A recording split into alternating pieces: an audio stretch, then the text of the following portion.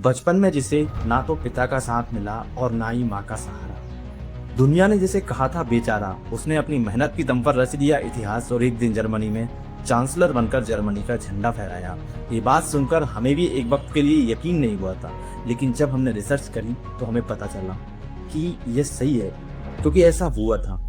लेकिन 12 साल तक जिसने जर्मनी पर शासन किया हो, उसके बाद भी उसे दुनिया का सबसे दुष्ट एवं घृणित व्यक्ति कहा जाता है। आखिर क्यों?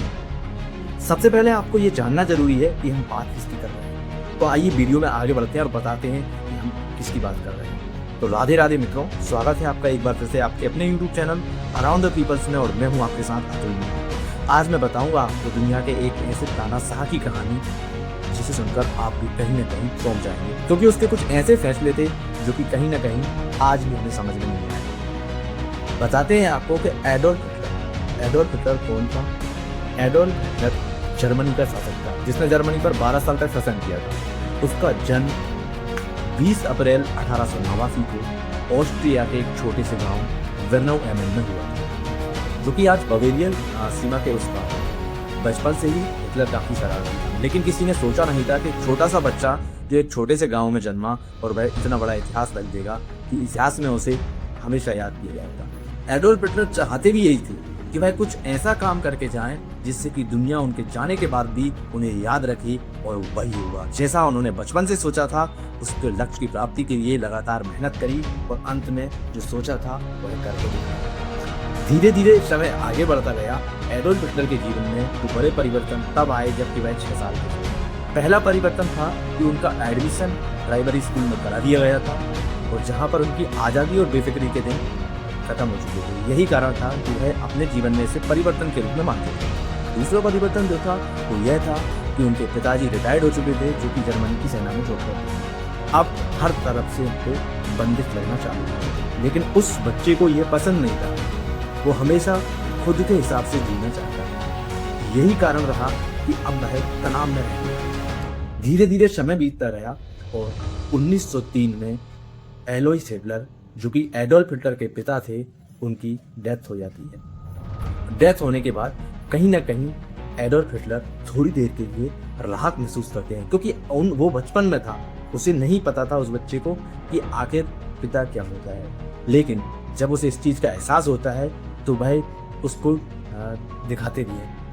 एक अखबार में एलोइस हिटलर की मौत की खबर छपी थी, जिसने 2 शब्द लिखे थे कि उनके होठों से निकले वो कठोर शब्द कभी कभी इस जोशीले दिल को ठुकरा नहीं सकते थे जो इस हट्टे कट्टे जिस्म के नीचे धड़कता। बस साफ कहना था, क्योंकि अब उन्हें उस वक्त की याद आ रही थी जबकि पिता उन्हें रोका टोका थी, क्योंकि रोक टोक उन्हें पसंद नहीं थी।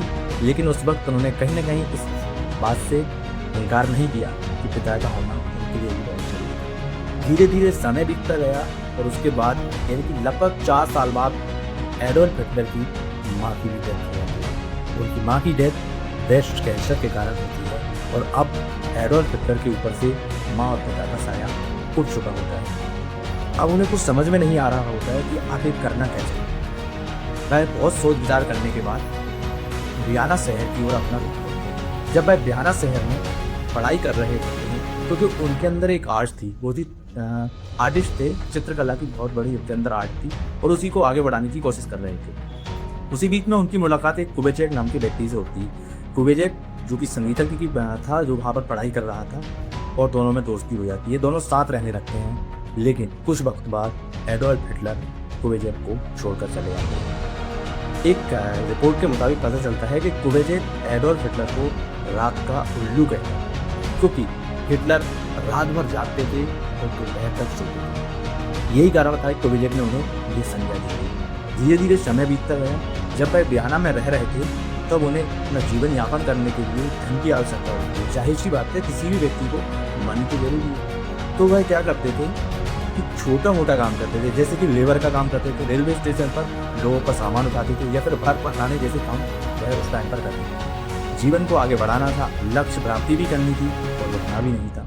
तीनों चीज़ों को दिमाग में बिठाकर धीरे धीरे समय बीतता गया, लेकिन हर वक्त दिमाग में यही चलता रहता था कि आखिर अपने लक्ष्य की प्राप्ति के लिए और अधिक क्या करना चाहिए। जब समय बीता तो उन्होंने कहीं ना कहीं अपने वियना शहर में अपने आसपास होने वाली घटनाओं पर नजर रखना चालू कर दिया, क्योंकि उन्हें समझ में आ गया था कि राजनीति ही एक ऐसा क्षेत्र है जहां से वह कम समय में जल्दी सफलता प्राप्त कर सकते हैं। फिर धीरे धीरे समय बीतता गया और उन्होंने 1914 में जो है जर्मनी सेना में अप्लाई किया, जहां पर उनका सिलेक्शन हो जाता है और 1914 में वह जर्मनी सेना की बवेरियन रेजिमेंट में शामिल हो जाते हैं और उसी टाइम पर फर्स्ट वर्ल्ड वार चालू हो जाता है।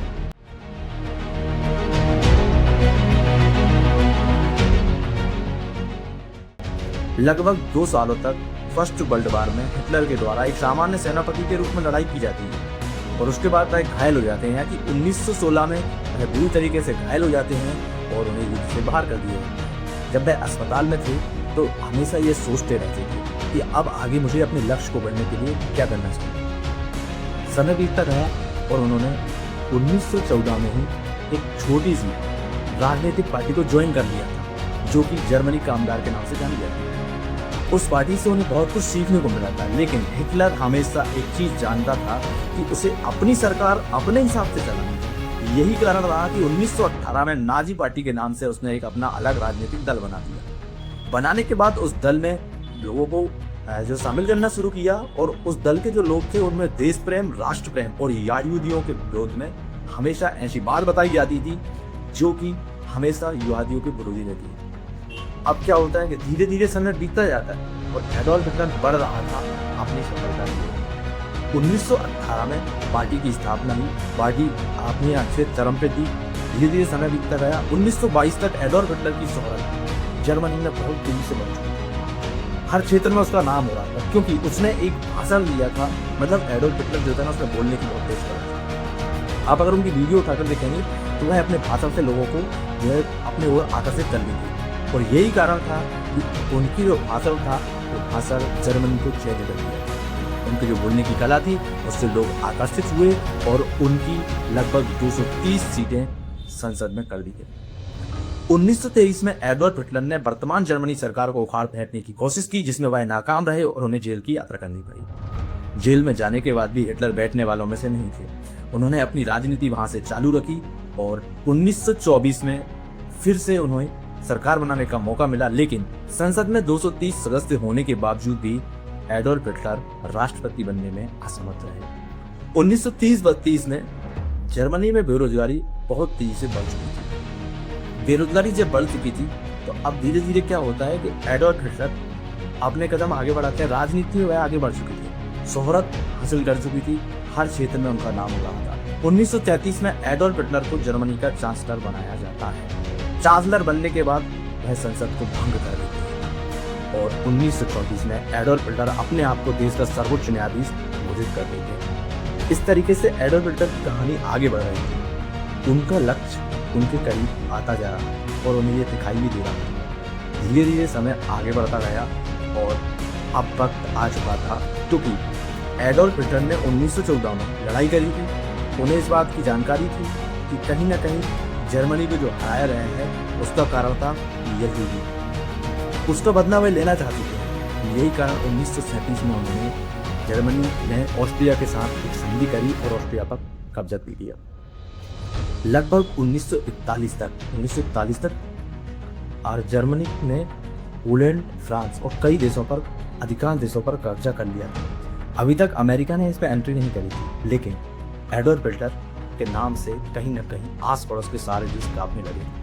1945 में जो सेकेंड वर्ल्ड वार की स्टार्टिंग का मेन कारण था वो एडोल्फ हिटलर ही था, क्योंकि उस वक्त हिटलर ने कुछ ऐसे कार्य किए थे जिसके कारण सेकेंड वर्ल्ड वार की जो स्टार्टिंग हुई। धीरे धीरे समय बीतता गया और जब हिटलर चारों तरफ से सोवियत सेनाओं के द्वारा घेर लिया गया तो एडोल्फ हिटलर की उसको मौत सामने दिखाई दी। कहीं ना कहीं वह चारों तरफ से गिर चुका था और उसे ये अब ज्ञात होने लगा था कि अब मौत निश्चित है। यही कारण रहा कि उसने अपने बचपन से पाले हुए एक रोगी को, जिसको वह बेटे की तरह पालता था, उसे गोली मारकर मौत की नींद सुला दी। अब यकीन नहीं करोगे, ऐसा कोई कर सकता है क्या? 15 दिन पहले ही जिससे शादी करी हो उसको उसने गोली मारकर हत्या कर दी और खुद को भी गोली मार दी। इस तरीके से 3 अप्रैल 1945 को देश के सबसे क्रूर तानाशाह की मौत के साथ ही एडोल्फ हिटलर का नाम इस दुनिया से जा चुका था। लेकिन इतिहास में उनका नाम दर्ज हो चुका है। 30 अप्रैल 1945 को एडोल्फ हिटलर की मौत के साथ सेकेंड वर्ल्ड वॉर की जो है एंड हो गया था और इस तरह हिटलर ने इस तरीके से परेशान किया है इस वीडियो में आपको